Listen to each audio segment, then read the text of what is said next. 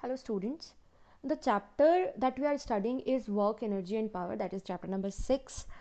So out of these three terms, the first two terms we have covered in previous videos. Now this video is about power. So the rate at which a body is doing work is called its power. Means we can define power as the rate of doing work. If we apply some force to a body and it displaced, so some work is done there and the rate at which that work is done, that is called power. So we define power as the rate of doing work. This is a simple definition of the term power. The rate of doing work is called power. And if there is an agent, a force which does work W in time t, if there is an agent which performs some work W in time t, this is the total time interval t, then the average power can be given as the ratio of W over T, as W upon T.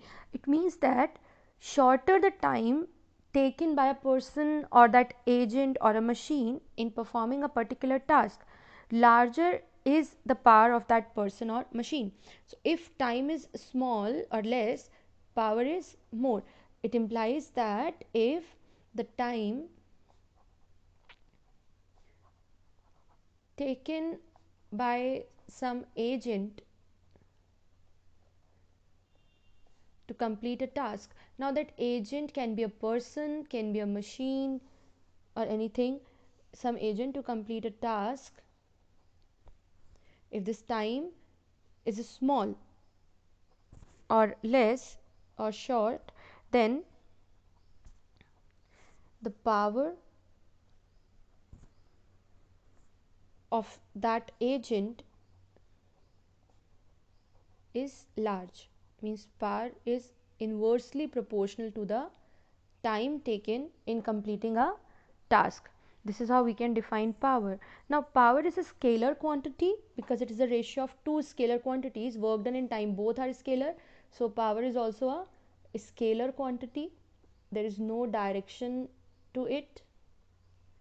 Next thing is its dimensions and units. So dimensions of power can be given by the help of dimensions of work done in time.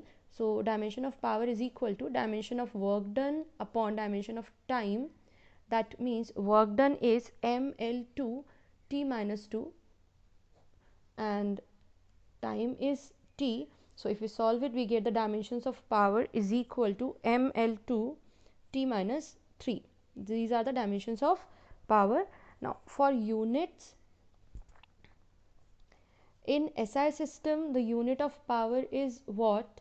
We denote it by capital W and it is equal to, that means 1 watt is equal to 1 joule per second, because our power is equal to work done upon time. So for work done it is 1 joule, for time it is 1 second, then in that case the power is equal to 1 watt.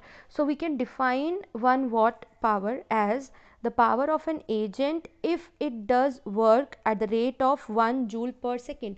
We can define 1 watt as, this W is watt actually, don't confuse it with work.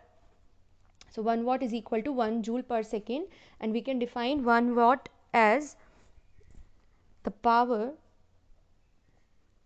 of an agent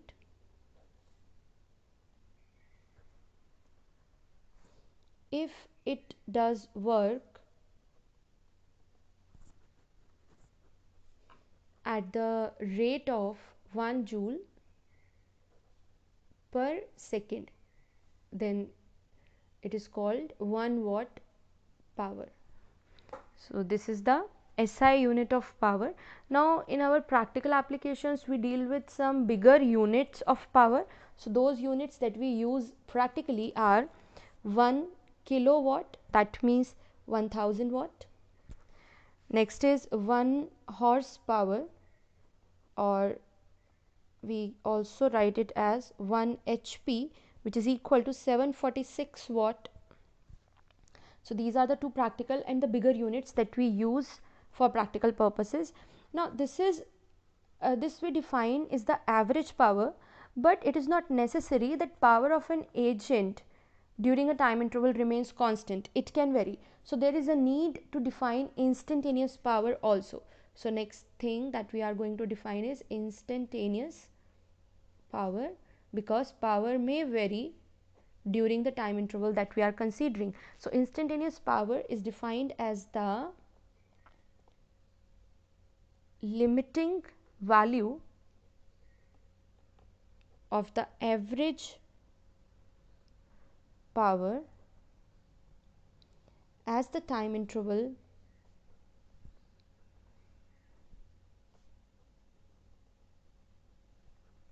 approaches to 0. Then the power is called instantaneous power. Or if we take the limit of delta t tends to 0, then that average power becomes instantaneous power. So instantaneous power is the limiting value of average power when the time interval delta t tends to 0. So instantaneous power can be given as limit delta t tends to 0 delta w over delta t, or we can write it as p is equal to dw over dt. That means the rate of change, the rate of work done, or the rate at which work is done is called instantaneous power. Now we can also define power in the form of dot product of force and velocity.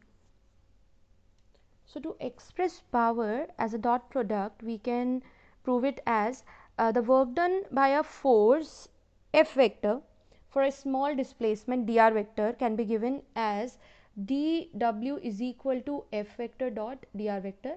This dw is the small work done by a force F vector for a displacement dr vector. For this displacement, the small work done dw is equal to F dot dr. So the instantaneous power that we have, which is dw is upon dt, the instantaneous power p is equal to dw upon dt, this we can write as F dot dr over dt, and dr over dt is the rate of change of displacement, or we call it as instantaneous velocity, means v vector. So we can write p, the instantaneous power, as a dot product of F dot v, where F is the force acting and v vector is the instantaneous velocity. Here v vector is equal to dr over dt, which is the instantaneous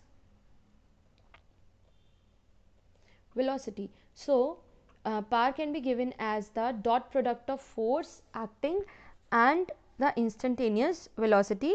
Thus the power of an agent at any instant is equal to the dot product of its force and velocity vectors at that instant. So if you want to find the power of an agent, a machine, or a person, it is the dot product of its force and velocity vector at that instant. So this was all about the power. That's all for the video. For further videos, stay tuned and keep studying. Thank you.